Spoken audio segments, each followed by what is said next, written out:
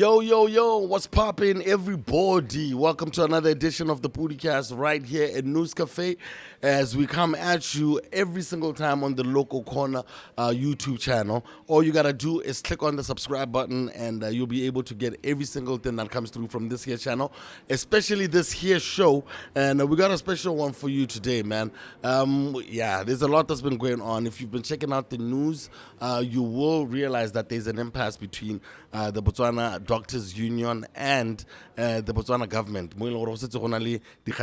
In front of the courts right now, the industrial court. I don't know, there are people getting in there, but that's another story for another day. But like I said, we're coming at you from News Cafe as we have been coming through for the past couple of weeks. They still have their specials that you can still find every single day between 2 and 6 p.m. They have their rush hour. You can get yourself a mojito. You know, the weather is allowing. There's a lot more other cocktails that are available. They have a special menu that they also have that you can come through and peruse, see for yourself after work, during the afternoon, whenever you want. It's a beautiful space right here at Kako Village, okay? But like I said, we're here to talk about the current impasse between the Botswana Doctors Union and the Botswana government. And to help us understand it on this episode, we're honored to be joined by Dr. Kifilwe Selema, who's a distinguished medical professional and also the president of the Botswana Doctors Union. And he has been at the forefront for advocating for the rights and welfare of medical professionals, and he has recently been one of the ones. I thought this brother didn't even smile until I saw him today. But it was so dope to see him and get a smile from him. And also, man, like the guy he's not just putting a doctor right in front of his name. He's got masters, mobile, OBGYN. We're not here about all of that. We're here about the fight that he's fighting as president of the Botswana Doctors Union. Without further ado, welcome to the show, Dr. Selema. Thank you very much, sir. How are you doing? Well, I'm doing okay, I would say. Yeah. I think for those who don't know you, I mean, where did you grow up? Like, just so quickly we get an understanding who's the man behind the face. I'm Kimmirwa. So I grew up Kobubonon throughout. Okay. From primaries until senior school. Okay. Then I was able to secure my scholarship to UB for BSc. Then I went to the Caribbean, to Jamaica. So I stayed over in the Caribbean for 6 years before I came back to Botswana to practice. Awesome. So I've been here for more than 10 years now. All right. Yeah. So where were you working at? Like, where are you currently based? Like, I'm currently a chief registrar at UB, Princess Marina, doing obstetrics and gynecology. Awesome stuff. Yeah. All right. I think we can just jump straight into it, man, because a lot of us are seeing the news on the newspapers, on the news streams, on social media. I guess you guys are not getting as much airplay on BTV. Because of course. there was apparently something that was supposed to be flighted, but was not flighted, and that's how you came to our attention. Or why don't we have a conversation with you? Can you provide us with an overview of the current tensions between Botswana Doctors Union and the government and how they began? Yeah. In fact, this is not actually current, like as people may think. Yeah. This draws back to like 2011. Remember the national strikes of 2011. Mother of all strikes. Yeah, mother of all strikes. It actually comes from there. And then the doctors from there, they just talked about one thing. Not that is the only thing. It's one of the thousands. But talking specifically to emergency call performance. It surpasses, for some people, it surpasses the normal working hours, 176 hours per month. So we've been on it. We went to court in 2013, of which the court at the time, the Botswana Junior Doctors Association.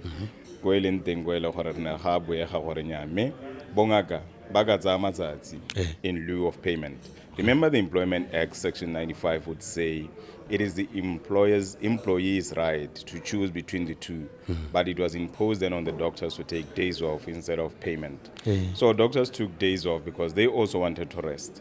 So now, if you do, let's say 5 calls in a month, you essentially have done like 120 hours, and then you are supposed to be compensated by days off. Okay. Which essentially means you are off for those days. Yeah, 75% of the month. Yeah. Then it was impractical for us to continue taking the days off. So in 2016, 17, 18, we tried. Then ultimately we noted that no, we are killing ourselves, because now if you are 5 and 3 are gone, that means 2 have to do the job of 5. And actually the job of 5 home is 10, which means you are just at 20% functionality as an institution for the doctors. As an association, we don't have the power. We then started a movement or a union called Botswana Doctors Union in 2019. And we were duly recognized by DPSM. And in 2022, we started negotiations now formally with the government. And Abigail had the salaries and conditions of service negotiations of 2022. Yes, sir. Concluded in May, and then in that, we developed a collective labor agreement. The Abigail had a call, but the government initially did not believe that. So there was a lot of back and forth until they ended up agreeing that call is something that doctors are performing. And we saw in April 23, where now doctors went on to a strike then. Yes, sir. I think just to understand it though, was there an understanding between Lona as the newly formed Botswana Doctors Union and the government at the time when you guys were setting up your new union as is, or were you still being looked at as part of Bonobubu Fepuso le Bonebale? Were your calls and was there any collaboration that showed there was goodwill? Yeah, actually, Bofepuso is a federation, so it kind of like accumulates all the unions under it, and then they go up as a federation. It has its own powers, and then the unions or the affiliates, they have their own powers. So now, at the time when we affiliated, we knew that. The side, they don't want to understand where we are coming from. Because they have done the maths, and they know that they have to pay doctors currently possibly 250 million.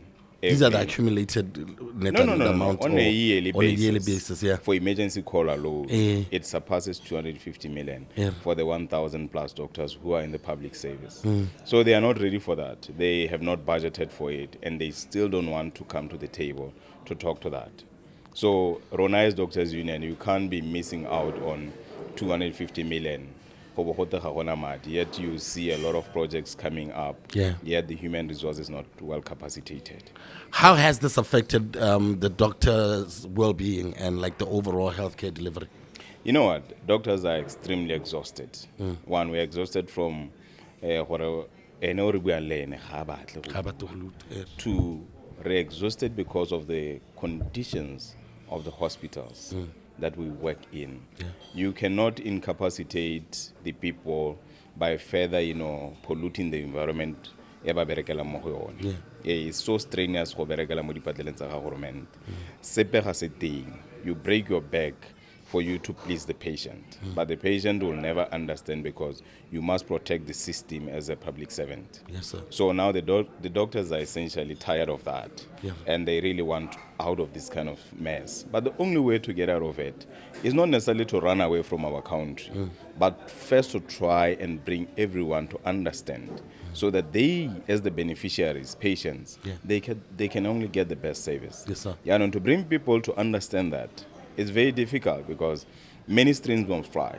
Some will say you are this party, some will say you are a politician, you've been sent, whatever that is. It's not our business. Our business is to ensure that the welfare of the doctors are promoted. I want you to paint a picture for someone who will probably, we the private doctor, our public clinics and stuff like that. Because when people try and go get the pilisi, sometimes, like they say, doctors are not usually around when they need help. Can you just paint this picture? Because some people might think, kind of like it's a hell out of nowhere. Just paint a picture for someone who's never been around. What I would say, I will take a clinic, for example. Let's say clinic, you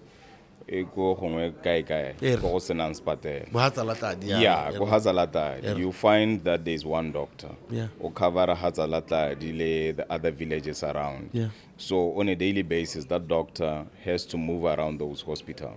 Monday o go clinic ena, Tuesday o go clinic Wednesday go ena jalo jalo. And then aba nna le base a lor base a ke hazalatadi on a daily basis o mo kholo mo hazalatadi ale one.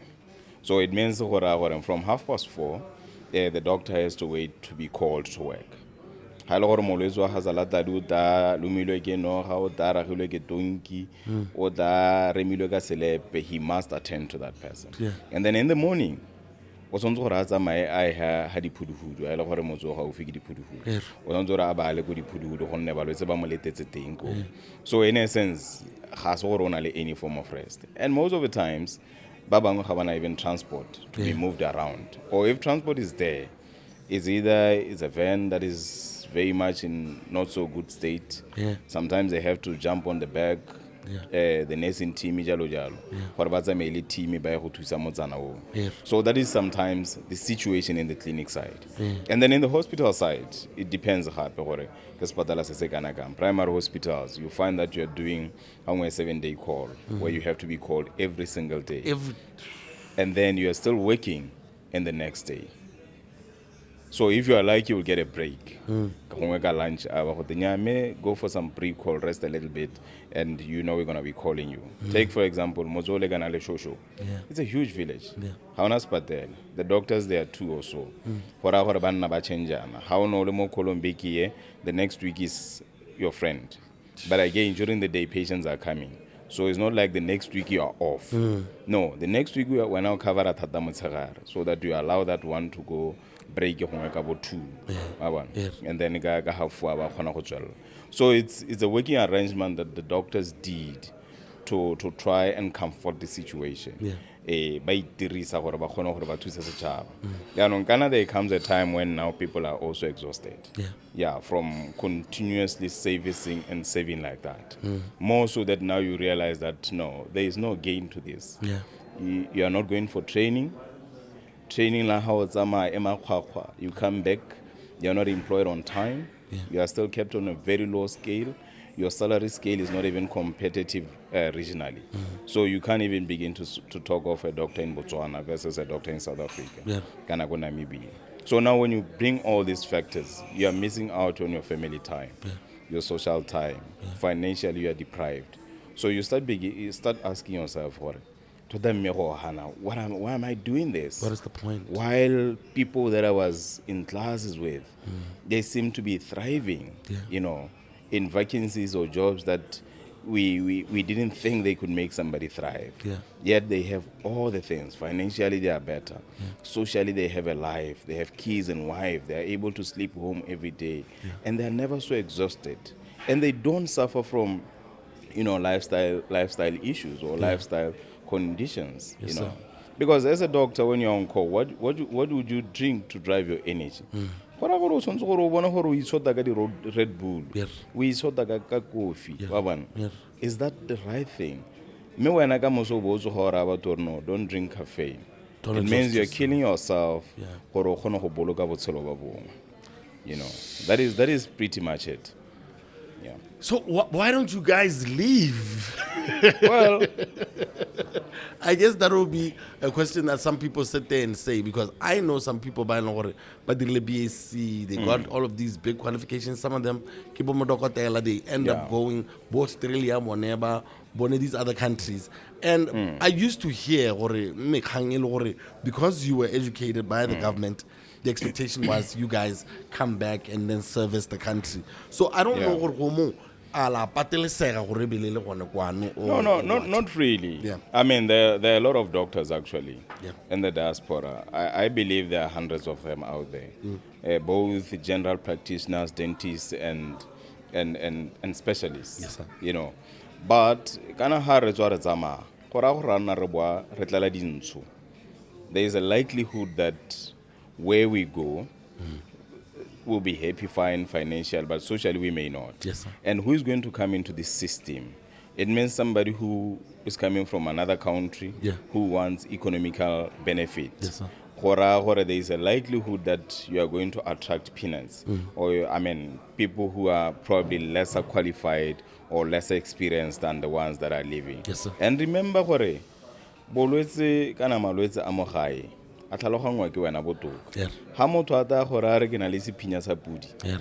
you know, Yeah. let's say somebody had ele Mozambique kapa mo DRC kana mo Zimbabwe Yeah. o tla mosadi mo gola nya ke dule sephinya sa pudi. Yeah. I immediately I'm like, she got a fungal infection. Yes, sir. But that guy would take forever Gora- to understand that medicine is not just, you know, the physical you Yeah. or the organs in you. Yeah. There is the spiritual part of medicine that comes from the society that Yes, you sir. lived in. Yeah. You must understand that aspect. There is a traditional aspect of medicine that also you must put into the picture.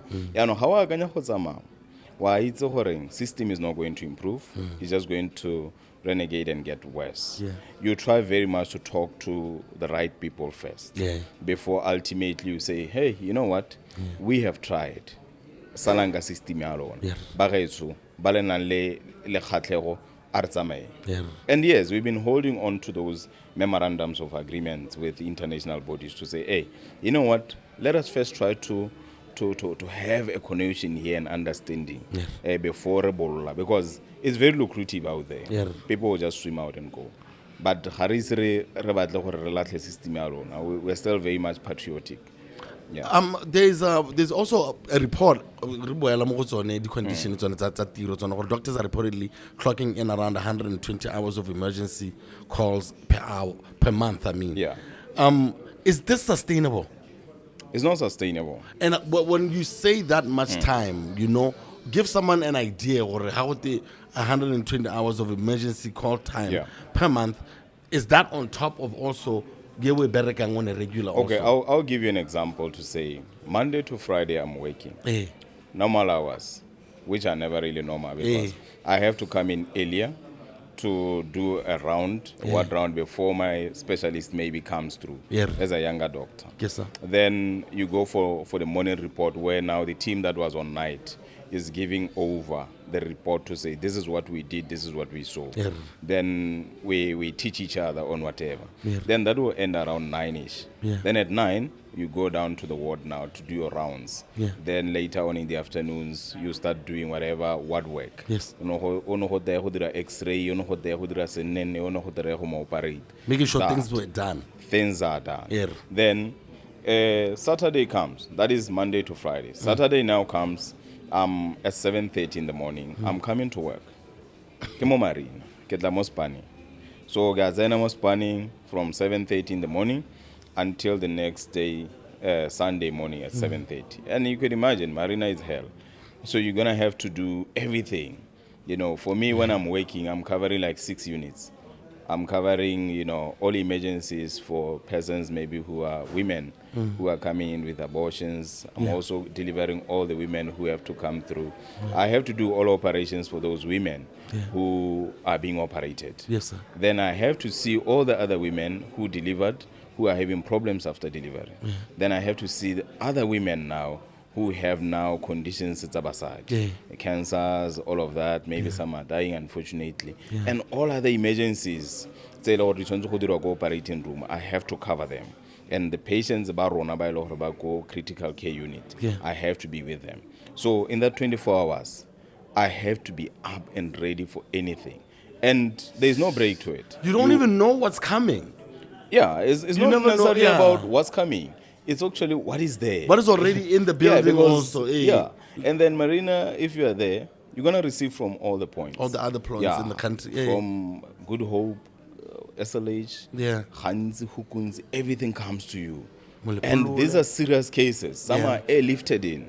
So you can't tell me that in 24 hours, I cannot rest. But I can't rest. And then at the end, at 7:30, comes in a new team now. Okay, I have to hand over that whole 200 people that I saw to say, okay, these are the critical people that I saw, and I think you guys need to continue on them. And then probably I'll finish at 11 or 12 or whatever. If I'm lucky, they will say, okay, no, go. And this is Sunday, remember. Then Monday at 6 in the morning, I must be back in the hospital to try and see if those cases that I saw on Saturday going Sunday are fine. Then I go to the report now to report all of that, my Saturday day. Then I have to continue for the week. So you see, I have worked for this week, I have worked for Saturday going Sunday, and I have gone now into the next week. So that is 12 days in a row. You ain't got no rest. So then how do you tell me that you are not compromised? And how do you do 12 days in a row like that? So it means at some point, it's either you're exhausted, you're compromising the care of the patient, or you're compromising yourself. Yeah. But all for what? So if you just take that day, for example, I've just done 12 hours from 7:30 to 7:30 the next day. But on top of that, I had to hand over now to the other team. I do another 4 hours extra. That is uncounted for. 4 hours is like half a day. Yeah. Yeah. Imagine if somebody tells you, Scar, no, come to work 12 and knock off at 4:30 every day. You'll be like, wow, that's a job, man. I would never believe yeah, it. So now when you try to make sense to people to say, hey, look here, this doesn't even cover anything. It doesn't make the sense. The 15% that you are giving to people actually covers like one 24-hour call of normal hours. So the 15% emergency call allowance in 2022, it doesn't adequately compensate. No. The heart rate covers for one call. Yes, sir. Because it's actually, when we calculate it against the basic salary, it actually gives you like 26.4 hours of normal hours. But remember, when you're doing overtime, it's either 1.5 or 2.2 times. Yeah. So now when you really do the maths, it's actually less. So Rabari did in simple arithmetic. But in actual fact, you're actually doing a lot more for government. You're actually doing like 4 to 5 calls free for government. And those are 4 to 5 calls of what? Yeah. Of overtime. Of overtime. And now when you get home after the 24-hour shift, what do you think you're going to do? Do you think you're going to play with your kids? No. Do you think you'll touch your wife? No. You can't do anything. Yeah. Yeah, somebody's going to start making kids for you and you don't even know it. Hey, like seriously, I know, you are just... Because you are never home. You're never home. You're literally never home. And when you're home, you're so exhausted. And that's what I'm saying, like it compromises the quality of your life. And if when I the thing has been going on for so long, it feels like no one really cares. I'm going to keep asking more about the doctors, because the specialists also. There's about, let me just check, about 55 surgeons that's serving a requirement of about 8,500 surgical procedures. And, how about cope with the specialists? So apparently there's like a waiting list, about 2 years for specialist treatment. So, when it comes to the specialists, how is that situation? It's actually bad. I mean, that when they say surgeons, surgeons is anyone who can cut your skin and remove anything. You say surgeons, you say it so easy. Yeah, so surgeons, they vary. It's like surgeons of your brain, surgeons of your eye, surgeons of your nose, ear, and throat, surgeons of your lungs, of your heart, your bones. But specializing directly. Yes, those are surgeons. Let's surgeon it's a surgeon. Yes, Obstetrics guy. Yeah. The neurosurgeon. So bahubukile home habara surgeons that are 55. But both of fall in different things. Neurosurgery, for example, there are about 2 of them. All of them they are in the private. There is no one in the public. When you talk of ear, nose, and throat, all of them are in the private. But marapo, imagine from football, falling of kids. Arthritis is here. You have to change knees and hips. So they are just too little to cover the 2.5 million. Because all of them, they need to do their specialty areas. Yes, sir. As the surgeons. So there is critical shortage. And for them it's even worse, because they have to continue. Sometimes only one is available. That means they are on call for like 365 days. How bad is the blood shortage? Blood situation. Blood is a serious issue. HIV is rampant. Therefore, if maybe more than 10% of your population is living with HIV, and maybe 200,000 plus is an adult population.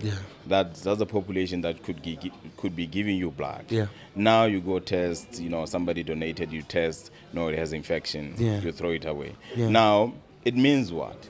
Many people, again, because of supplements, people don't take supplements too well. They come in for procedures, they did not bank their own blood.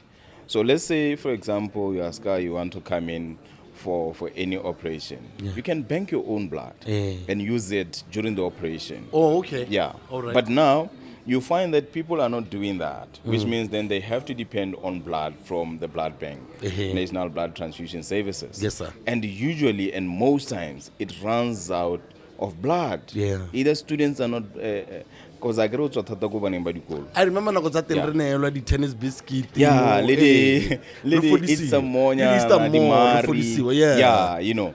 But kids these days they are not readily there or kana gona mo period ya ka ba tswitse yana gora gore go ka nna le tshokolo ya gore madi a nete. It's all voluntary. They need like 45,000 units per month. I mean per year. They're only getting like 30,000. You see, Jesus Christ, a lot of women every month they bleed themselves out because of waiting period ya go bona dithuso tsa go emisa bleeding, which means every month they come in for admission for transfusion.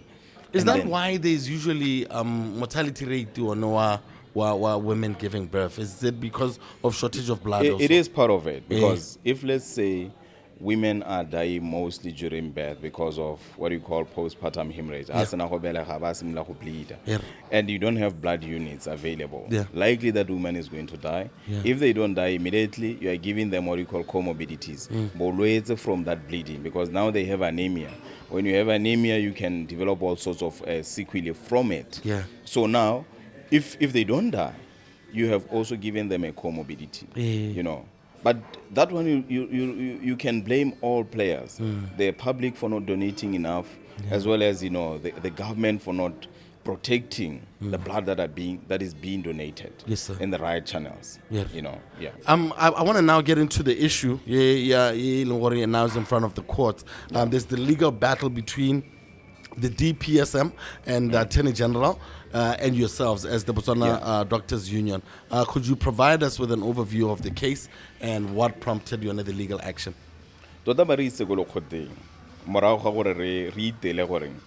They are not coming to the table to negotiate. To negotiate in good faith.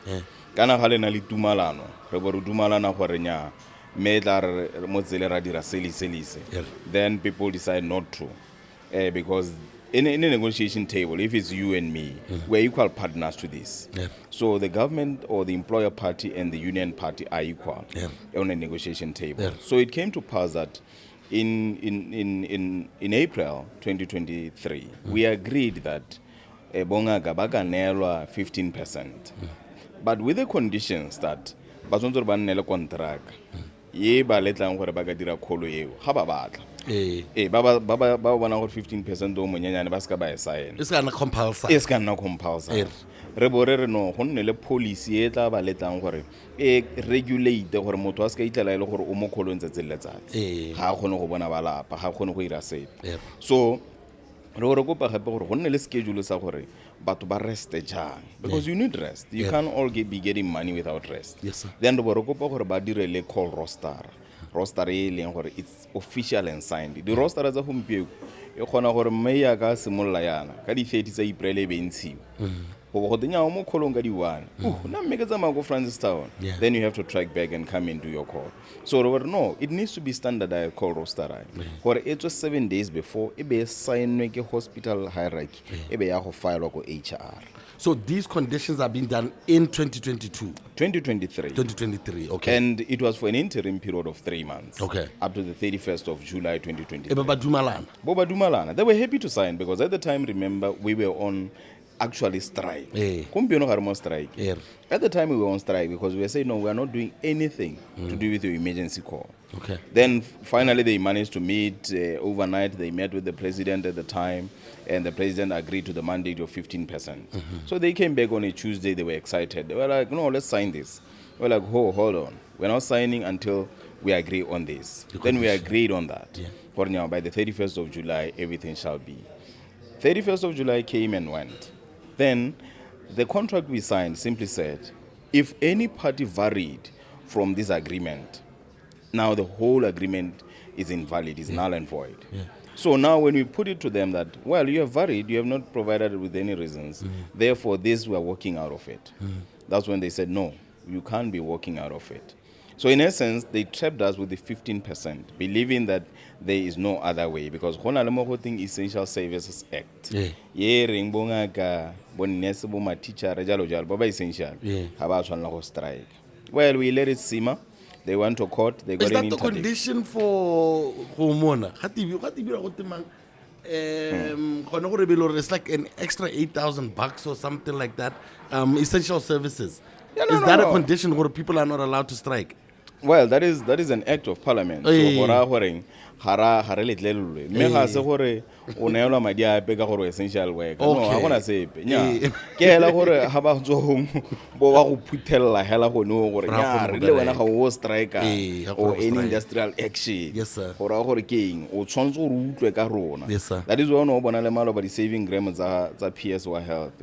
So tlhine di ikaela gore batho ba bo mo striking. They were like, well, we are not on strike. According to the law. However, when you decide to break the law, we are not going to break the law anymore. So what did you actually do? Because the government contends that your actions constitute an unlawful strike, especially given that doctors are classified as essential services providers, like we had said. How does the BDU respond to Khanyagore? It was first of all, constitute unlawful strike. What exactly were the doctors doing? When I can about do striking, that's number one. No, rather tiro. Re heditse tiro re tshwantseng go e dira. Ye re go ra ituelelo. I get gonna how le mo contracting. There are terms and conditions that govern you. Yes sir. How go sign a contract as a pedi mo tirong e wa. How go sign a contract go wa duelelo o bo sign a contract go you are volunteering. So now we're saying to our members hore kana you have been volunteering to do any extra calls so di dirang after your one call. So if you're doing 5, what are you volunteering for 4? You can't be signing 2 contracts. Sign 1 contract, stick to your contract. You're paid for 1 call, do your 1 call, and that's it. The rest of the hours, it's for government to employ more people. It's for government to come to the table and negotiate with your representatives and say, no, this is it. This is now we are varying from the Employment Act. Yeah, no, but they are not coming to that. They are saying, no, because you are essential, you are going to work as and when we want you to work. Which to us doesn't make any sense. It's like, slavery all over again. It's bordering on slavery. Because like what I'm hearing is bordering. It's actually servitude. You are not like given a break, but you are also not given your dues for that, and there's no space. But then when you sit down, have you been in any of these conversations with members of government or people have been brought to represent? I have negotiated this from 2022. So how room? Because I just heard you right now. You don't need to tell me twice, our working conditions are horrible. Because you're logical. You're logical. They're very much illogical in their reasoning. And can I ask human to human though, if you, like when you're talking to these people and then la bua okay bon la bona gore ha se gore re shapo goda le lona ba reng ba re ga ba bone or no, well, they tell you you're important. You're important and we appreciate how you work for us. We appreciate the same. Is that it? Oh man. Do you think being told that you're important pays your bills? No. Does it pay your medical aid? Does it pay your school fees? Does it pay for anything? No. That is, psychological effect that you're trying to taunt on some people to believe that they're important than they are not. But surely they must know it's unsustainable. No, they know it's unsustainable. But the issue is kind of how negotiate the horomente. Horomento tries to negotiate the palo. You see, meaning Union X would have 50,000 members. Then the government start calculating and say, oh, well, 50,000 people, if they decide to go on strike, for example, I'm crippled. But then they are failing to negotiate with what they call smaller unions. But what they feel now is the same impact they fear from the 50,000 is even way less than the impact that these 1,000 doctors are going to have once they stop. I can tell you, teachers today, they're essential, isn't it? But schools are closed. Health is not closed. Health is such a continuum that you stop for a day, masses die. If nurses stop, if doctors stop, you are in trouble.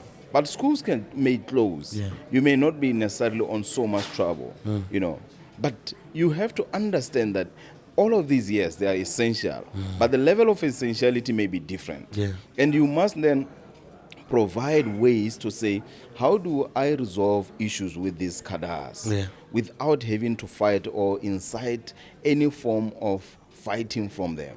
What you should be scared of as a government is the nurses and the doctors coming together, because they're just going to deliberately cripple you because you have no legal leg. Yeah. Today, the president of Botswana understands that because he's a lawyer. Yeah. And he knows that government actually has no leg to stand on.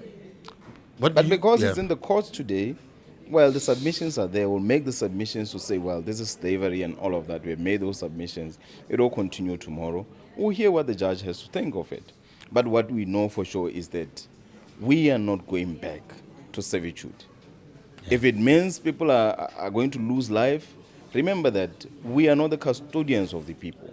The government is responsible for its people. Yeah. And the government must do everything in its power to protect its people. And its people also include the doctors. Yeah. So you can't then force people to go to work. You can't do that. You can't force anyone to do work. You have to talk to people, agree with people for them to do work. Yeah. So that is one thing that government needs to really understand. Yeah. And you see sometimes if you saw the press conference, the minister is laughing throughout. You're like, dude, I was about to. Do you get this? Do you get what's coming to you? I was about to come there. The minister's response. I saw a clip of him laughing, and I don't know how do you guys take the response from the minister and his ministry? No, you know what? Maybe that is why we stood by the beans when we were doing our interviews, because most of their answers belong in those beans, because you can't have a people who don't really understand where this is going to. Yeah. It's very unfortunate that people have decided to politicize a matter that is not political. Yeah. They'll be telling you, hey, you were not fighting under BDP. But I'm telling you that we went on strike twice in 2023. Who was governing then? Then they switch the bars and say, oh, no.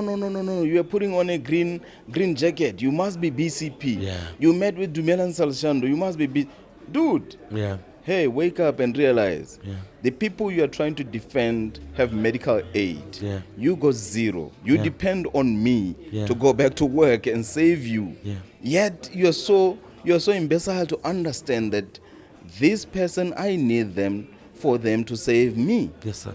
These ones are going to use their medical aid card. Yeah. They will use private services. Yes, sir. You are using public services. Protect the people who are saving in the public domain. It's chaotic. Yeah, but the government needs to stand up and resolve this matter. Yes. The courts will not resolve the matter. The court cannot force people to go to work. The court cannot force anyone to do work that is illegal. What we've been doing as doctors is illegal. Yeah. There's no legal structure that supports what we've been doing. That is why we are puzzled. Yeah. Because there's no legality to that. Yeah. So now, do you think the court can perpetuate a illegality? I don't think so. Yeah. So now, when government runs to court for this matter, you just sit and wonder and say, what is the DPSM director thinking? Does she think we are so, imbecile that we're just going to sit there and say, oh, the court will make a decision for us? No, we are chilled, man. Yeah. We are with family. We're enjoying our time. But the government needs to know that the people are just going to suffer. Yeah. The people, including ourselves as doctors. Yeah. And they must come out. They must come out and do something. Yeah. This issue of saying, no, there are boundaries, like the minister was saying, I don't have the power. No, he got the power. Yeah. He got the power. He needs to activate the power. Yes, sir. It's only that, when you listen to certain things, you just keep quiet and say, well, they will see in a week and two what this really means. Mortality rate. Mortality rate. Because that's all I can imagine right now. We have been having, I can't say dilapidating, but health sector. I remember when people used to really glorify it, or you can easily get a brain scan, kind of thinking, a brain surgery, there used to be a point where our health services, our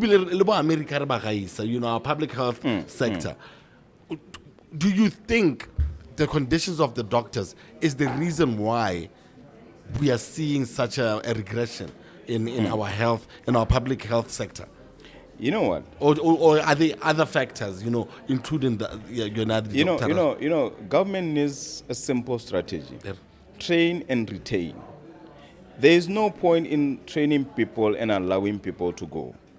But they do that well in other government institutions. Like people are permanent and pensionable. Like the retainer staff. No, because you know what? I can't be retained in a system where you are saying I'm a specialist and you give me like 70,000 per month. Yeah. And then I go to the private, and within 2 patients or 3 patients, because that's like 75,000. Yeah. And that how many? That's 3 patients. That means how much time do I have with my family, my friends, social events? Yeah. But here now you're making me like a donkey for 70K in government, and I got no time for any of the things that I just mentioned. So you need to train and retain people. And retention strategies, you can't develop them all horrimente.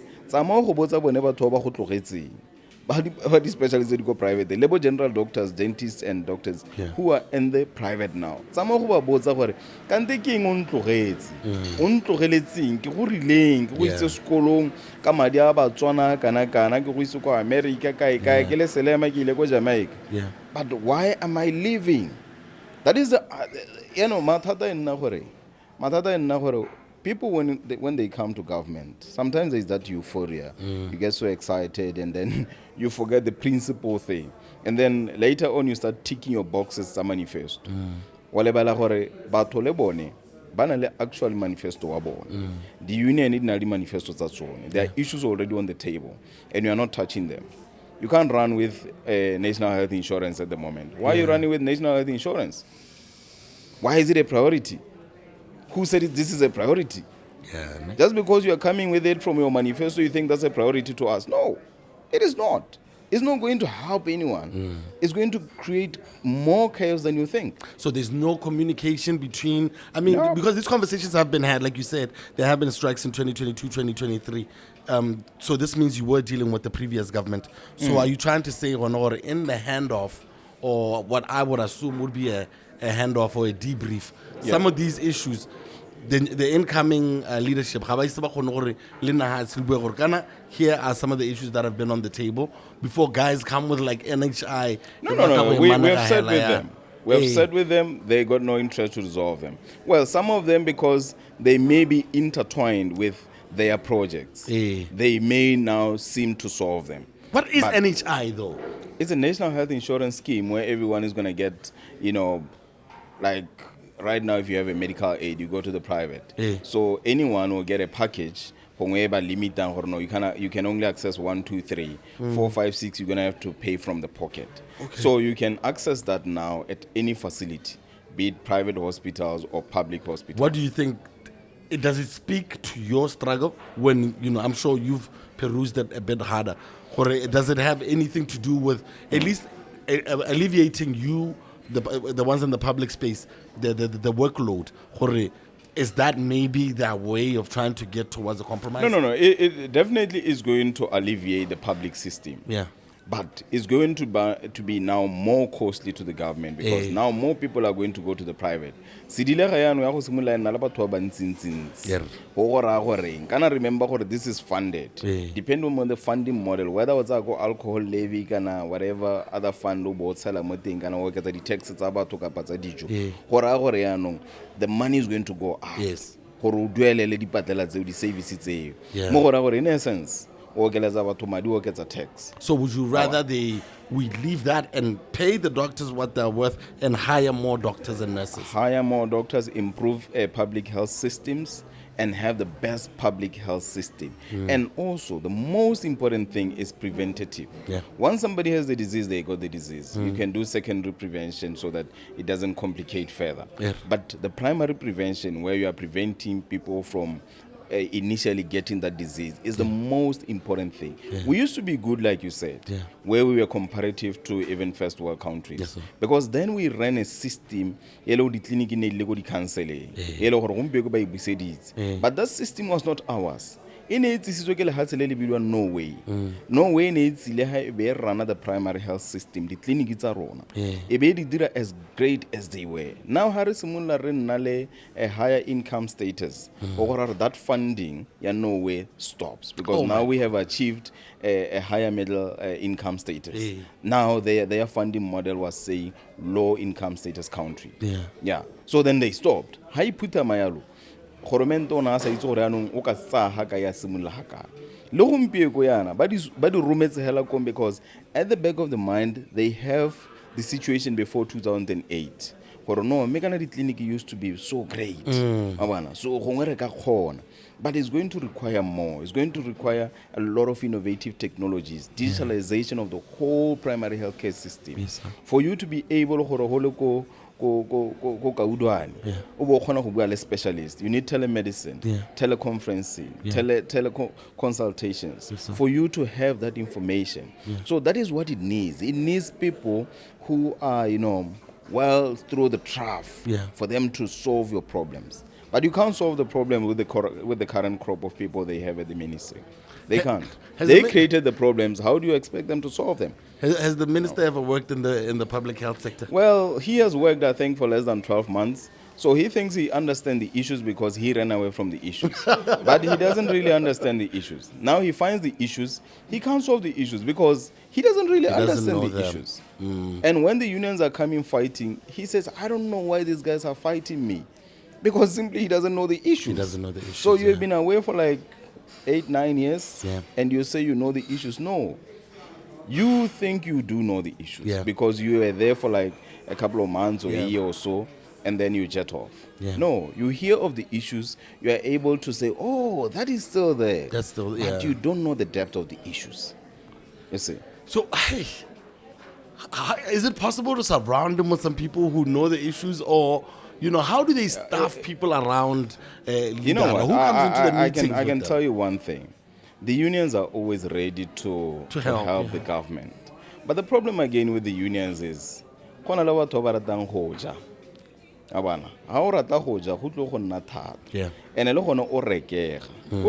an individual. You must not have a price tag. Your price tag must be a tag which says there is continuity and sustainability to things that I'm doing. That I'm fighting for. But people don't get that. The moment you start offering, the services to say government, come on, call us, let us help you. People start to believe, or even the people you are approaching, they start to believe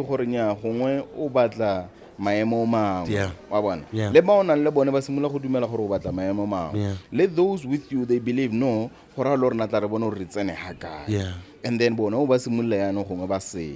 now we're saying to the government, you know what, keep us on the same pay grade. Let us help you reform the healthcare sector, because the way you are headed is unsustainable. And unsustainability in a healthcare sector simply means people are going to die. That's it. But people who are going to die. I may be a doctor, I have all the connections, but my mother doesn't have the same connections. My uncle doesn't. So if he gets hit by a stroke, they may not be able to get the same access as I. But if it hits me, whether with or without a medical aid, I can still get all the scans and all the attention medical that I need because I have my people. But you don't have to have people for you to get the best savers. You must have a system that is self-retainable, a system that treats the president of the country as someone who the same way. A system that is so well designed that it respects individuals as the same. But right now you have segregated system. You can't have a segregated system. No. The moment you have that, you have created problems for yourselves. Wow, man. Hey, man, BDU, Well, we try, man. We try. No. At least, you're very, you're tabaga was straight. Yeah. I mean, you're not beating around the bush.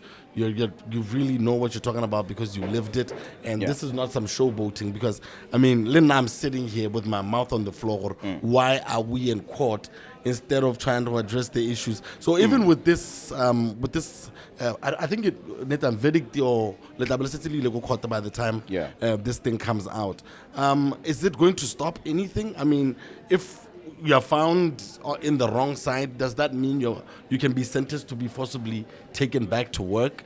No. The courts can't do that. The court cannot force anyone to go back to work. So,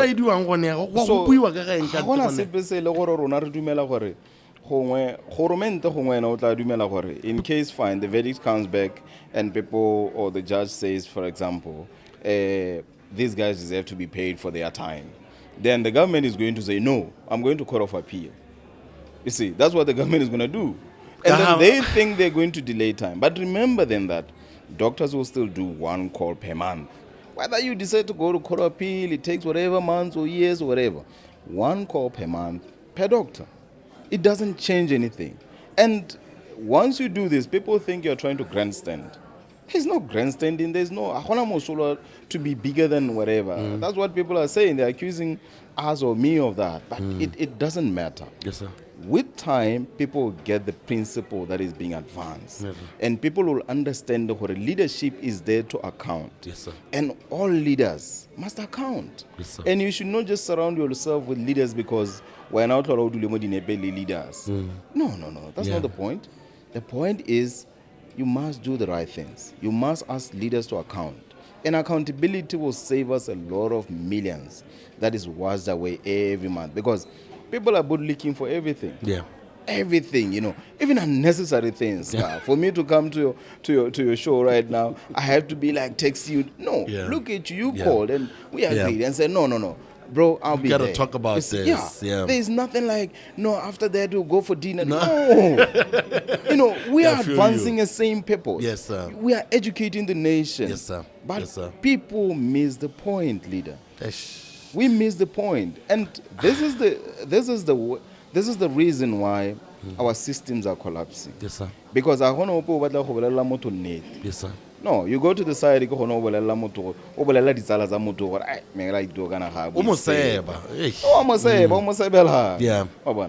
the person the truth. Yes, sir. If right now, Comrade Minister Modise is not doing well, I simply tell him, Comrade, you are misled. Hey, but metsi. Hey, go on.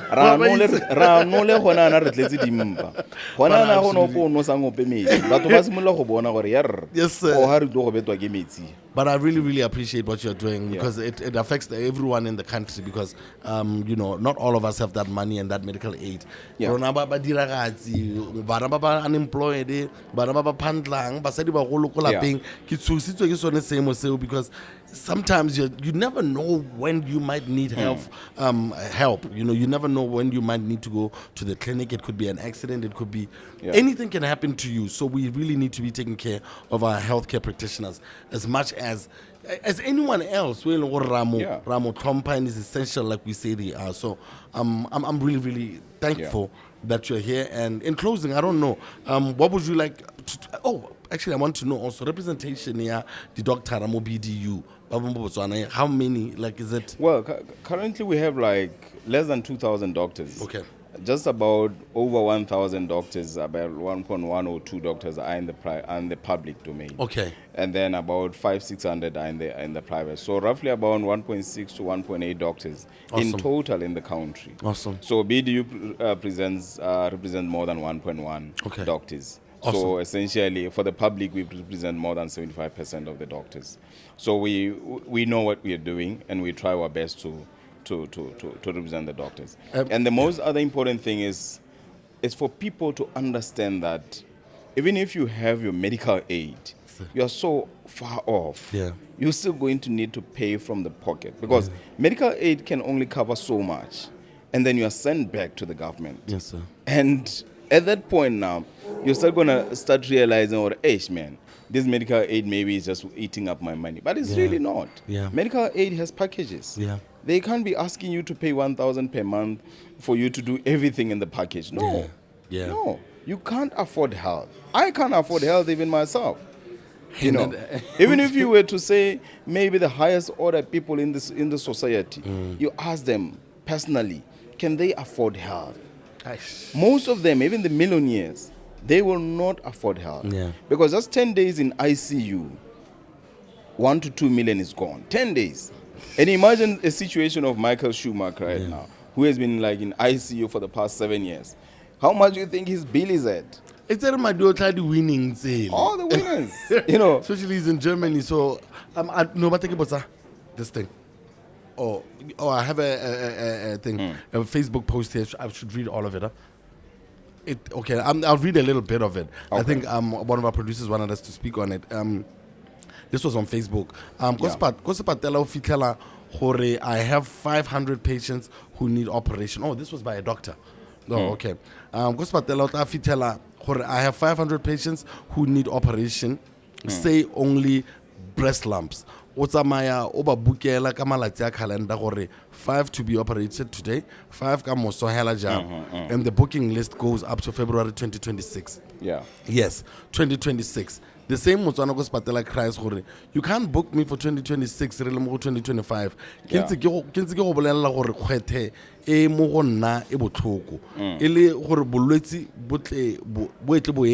All this time, or nurse.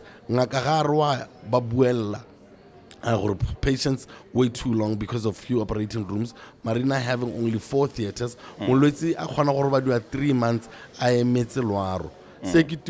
Having 14 underused theaters.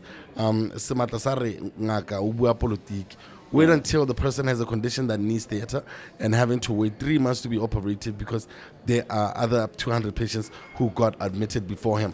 I think by reading that, I think this would be a fair question to ask you at the end. Do we have a health crisis? Healthcare crisis. And actually, the health crisis has been there for quite some time. You know, I mean, our health crisis emanates from a lack of management.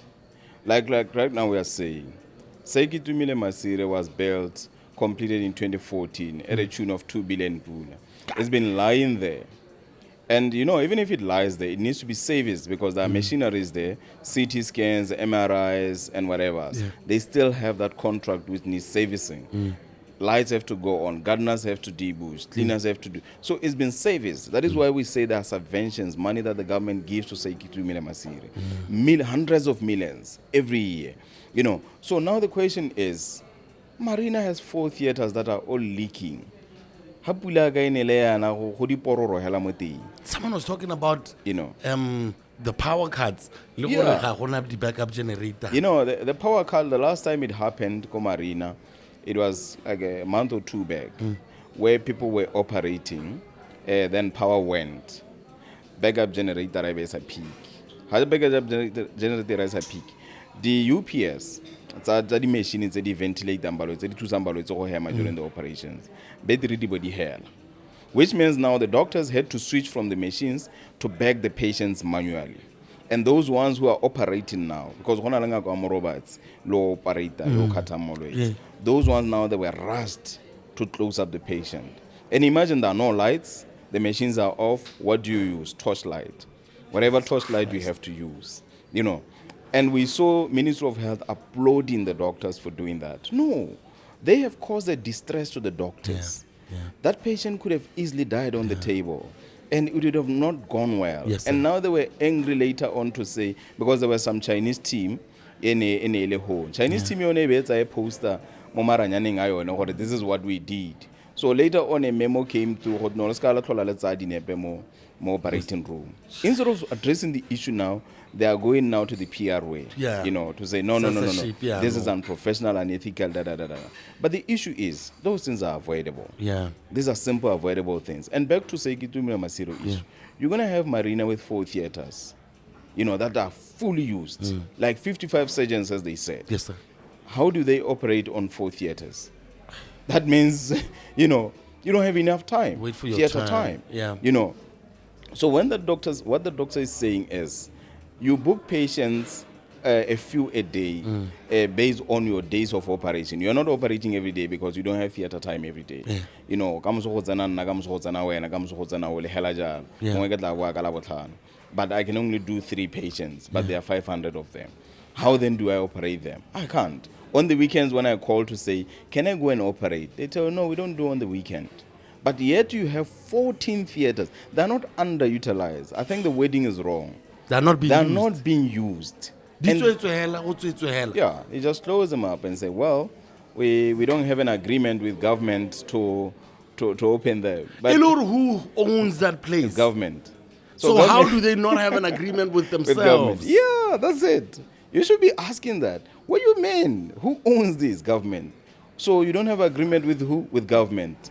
Oh, okay. This is technical now. Who on earth is government? Unless government is 2 people in one.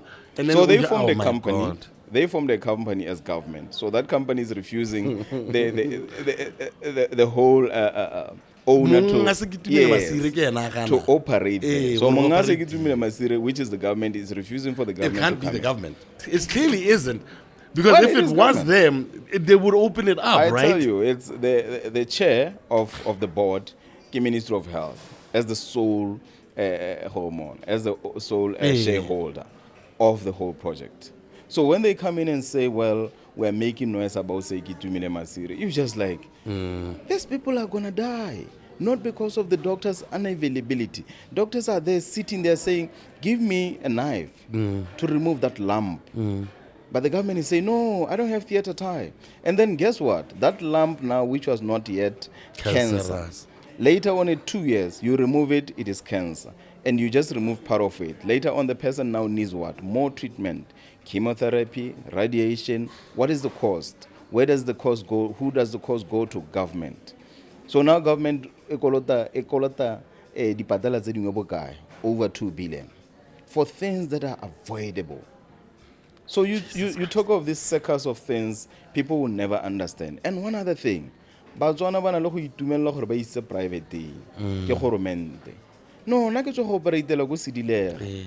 That is not right. Uno tshwantse go operatela mo marina. Ha re go tsa re go isa go sedilege. You've just cost the government 100,000. But the government is doing it for PR stunt. Because ha ba sa diri they are forced to do it to protect themselves. But then the cost goes back to them. They can't pay Sidile. And you look at the condition that they had to send you for. It's a condition that you have residents, doctors who are in training, who could have done that patient for free for you at any time of the day. Nurses who are in training, they could have assisted the doctor to just get that case done and save the 100,000. Yeah. You know. But you know, 100,000 the more quitting hand and nakai. You have seen where the government is talking about private partnership, private public partnerships. PPPs, orthopedics operatile bokana, bana ba operatile bokana. While there are actually orthopedic surgeons sitting in marina not doing anything, and those numbers are done by 3 people, 3 orthopedic surgeons. The 100 patients are done by them. They get paid by the government. What is the bill? Maybe millions. But what are they doing about the surgeons who are just sitting in marina because they don't have theater time? So balwetse bao bone ba tsa ba operate la go se ikitumile masiri. Ba operate ange ka model wa PPP. Yes, ba operate la go se ikitumile masiri. And then ha bonga ka ba ilor ba hirilwe ke goromente. Ba ntse hatsi. No, we don't have an agreement with Sekitumile Masire. We can't go there. What kind of bull crap is this? Yeah, that is the things that you have to deal with. So sometimes you come in. I'm sure this is news to everyone else who's listening to this because it's a circus. It's a major circus. Well and I don't know if the forensic audit will ever come to that effect. No, it should. Because I'm just scared about why are we undermining the ones that are there with Botswana every day. And you're paying them actually to just sit there and do nothing. And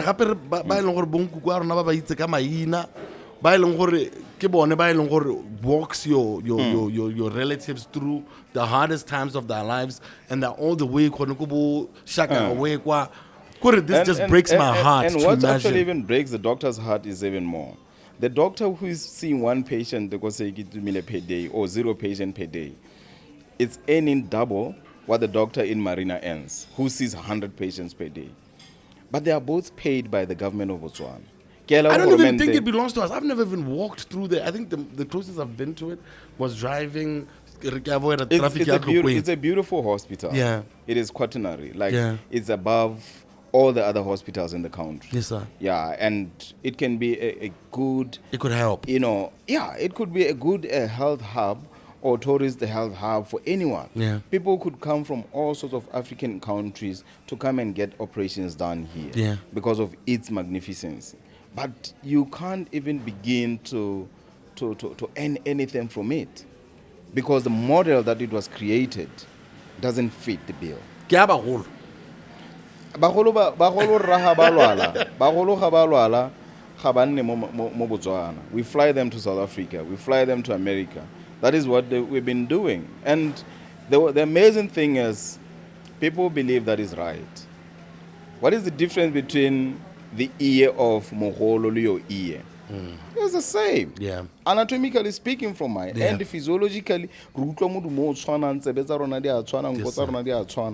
if we're in countries where we do transplant, you would actually realize me pilo ya ga ska e khona go tsewa e be ya go neelwa mogolo a ba tswella hela bereka sente pelo ya gago wa bona. So similarly someone go kaudwane o khona go tsewa pelo a be tla e functiona mo go wena. So now, until that moment where we have maybe transplant, where you realize sebete sa motho wela o go teng ga se motho a sepe kana re se tserenyatsa. Yes, sir. Se khona gore mogolo a ba tshela ka sona. Then that is when we will respect human beings as equal and one. Yes, sir. But gone ba holo rra ba flyer. Ha tsene ke mohikela ya la ba fly. Oh, hey, kana Botswana. I'm gonna have to wrap it up because you gotta go to your next meeting, big homie. And I kind of want to go ahead against get a big homie.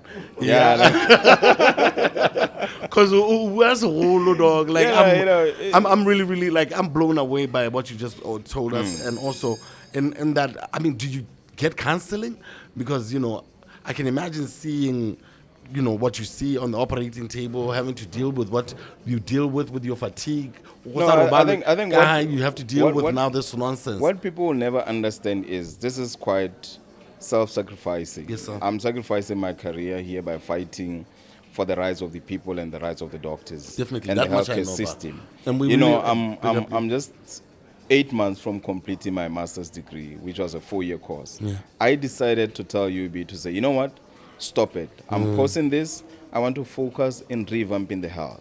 Where was the turning point? The turning point came now when I saw patients who were not supposed to die in my eyes, die in my colleagues' eyes. And I see my colleagues in a little room crying because a patient died, and they believe that patient should have died. Then you are like, you know what? But I'm the leader here. What am I going to do? Yeah. Then I was like, you know what? Residency is taking so much of my time. Yeah. I need to focus on this so that we sort this in the shortest period to save the life of the people, to save the lives of the doctors, to protect the community, to sustain health. Because otherwise, if we live like everything is well, in a year or two, we'll be like the same countries that are bordering us, who don't have any systems that are functionless. You have to take that sacrifice. And we would know. At the end, I may be blacklisted in many platforms. I may never grow in terms of career-wise in government. But that comes with speaking the truth. No, that was the old style. I don't think these new guys have that in them. Well, to blacklist a brother for speaking his truth. But I know what you mean. Human nature. It's human nature. But again, who runs government? Yeah. You think it's the political side or the technocrats? It's the same technocrats are the ones who were there before. Yeah. They are also fighting for their contracts, remember. They are fighting for their own jobs. I guess they're the ones who own Segitumile. well, No, I'm telling you, because I'm telling you, like right now, you think we don't make any sense, but by you saying your piece and having this conversation with us, I think you've opened up our eyes a whole lot more than just seeing BDU versus government. BDU, hey, people are being politically motivated, and Bless your heart. Thank you very so much, much for being here. Yeah. Your time is up. Yeah, it should be now. Yeah. Guys, that's all we had for you. Remember, PODICAST coming at you right here at the local corner, our Multimedia YouTube page. Shout out our good people here at News Cafe. We'll see you again next week. It's been fun, guys. We out. Peace.